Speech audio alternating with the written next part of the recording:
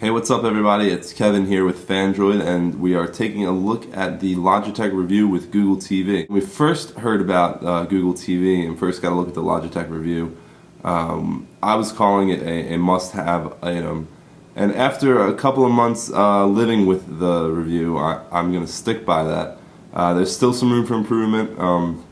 Actually, Google just released a major update that has taken a lot of the complaints that you could have about the original iteration and fixed it up, but there's still a lot of room to improve. First of all, there's a lot of things about the Logitech Revue that are desirable in their own without the Google TV aspect. The most obvious one is the Harmony remote sort of setup that allows you to control all of your devices, your TV, your cable box, and the Google TV Logitech Revue with the keyboard controller right there. It's kind of big for a controller. They do make a more portable one. I haven't checked that one out, but this one is very cool. Allows you to do everything you could do on a computer, web browsing, has a mouse trackpad, as well as your general TV controls, and you can customize it pretty much any way you'd like through the customization menu. So having said that, let's take a look at some of the things that stick out as the better aspects of Google TV. The first we're looking at here is the Google TV home screen, and you can set this up however you want with a number of options right here along the left-hand side. I have it arranged with my bookmarks up top, and the bookmarks is one of the first things I'd like to touch on. As you can see, you can bookmark pretty much any type of media that you are using with your Logitech Revue, whether it be live TV, a website like Facebook, channels, or applications. You can have them all right there. We'll do a little walkthrough of kind of what a Google TV watching experience might be. So this is live TV. This is what's coming in through your cable box, or your satellite box, or whatever. And as you can see, this is going to act just like your regular TV. You can hit the guide button on here, and you still have your guide. And you can look at your TV, watch it, find channels, find shows, how you always would watch it. So if there are people in your household who might not be too open to the idea of Google TV, it's not going to get in the way of them watching TV. You can always set up to just play the live TV. You don't have to worry about the Google TV part of it. We're watching TV here, and we want to, this is Michael Vick and the Eagles. So if we want to do this, we want to hit it down into the dual view mode, which is going to bring us back here. Put the show down here. Now the latest, originally we just had it stuck down in this corner, but the latest update lets us make that bigger, move it to whatever corner we'd like to, so on and so forth. So, Michael Vick and the Eagles. So let's see, let's look up the Eagles. So right here we see that they have a game coming up. It'll give us their website. Here's a series that happen to have Eagle in it. You can search the web. So let's just go to the Philadelphia Eagles webpage. So we're watching TV down here. We got the website loading back here. You see, so the content's going to be here. So maybe we want to push this up here, make this smaller, and there you have it. You can just go through here, check out what's going on the Eagles site. So that's just an example of maybe how you would use the typical viewing experience of Google TV.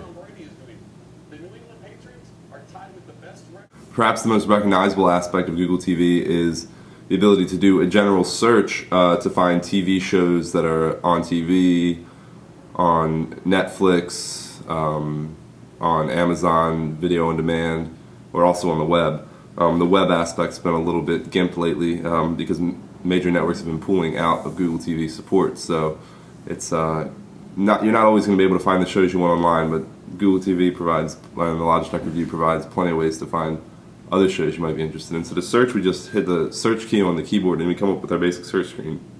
Now this is going to act as a search as well as your navigation for your web browser. So if we want to search for something, say football, we type in football, and here we go. We see that on the NFL Network. It gives us a couple choices.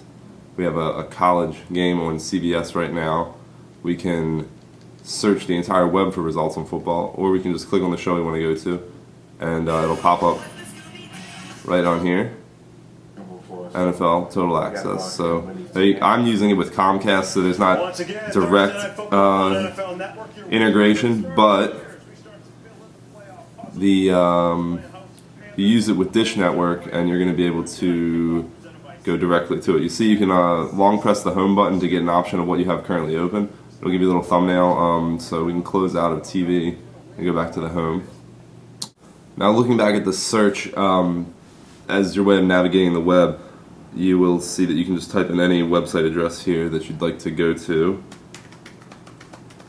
And if you put a .com at the end, it's going to say go to website as your top choice. But it's also, you see, it's going to search mostly for video content. So you see it's going to pull up a couple of Fandroid videos here that are on YouTube. And if we would like to go watch those, we could. But right now, let's go to the website and check that out. Alright, so this is web browsing on the Logitech Revue. And as you can see, it's exactly like browsing on the computer, right down to these ads. Let's see if we can click out of that. Looking at Fandroid right here. Pretty smooth. Sometimes, it loads a little bit slower than you might expect on Chrome on your computer, but it is the full-fledged Chrome browser. There are some areas that could stand to have some improvement.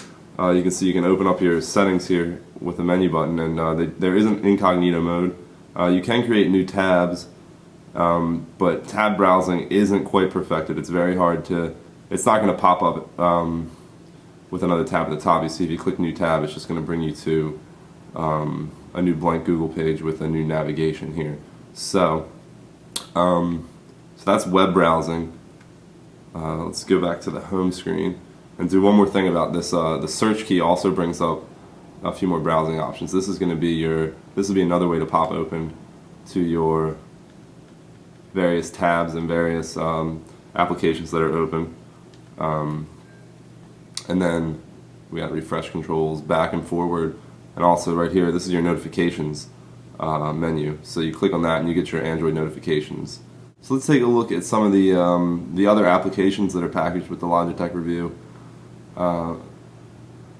A lot of them are standard between the Revue and the Sony Internet TV, but there's a couple that are unique to the Logitech Revue.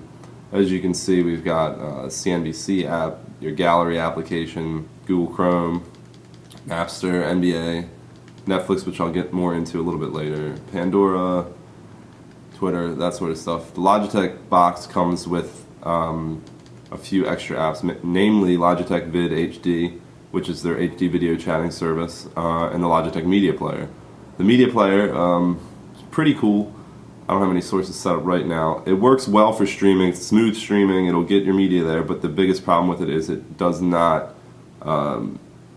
It's not compatible with a lot of codecs. So a lot of the video downloads that you have, if they're not in a completely standard common format, then you're gonna have a hard time getting them to play. So hopefully in future updates they'll add more codec support, but also when the Android market eventually makes it to Google TV, we think that'll help a lot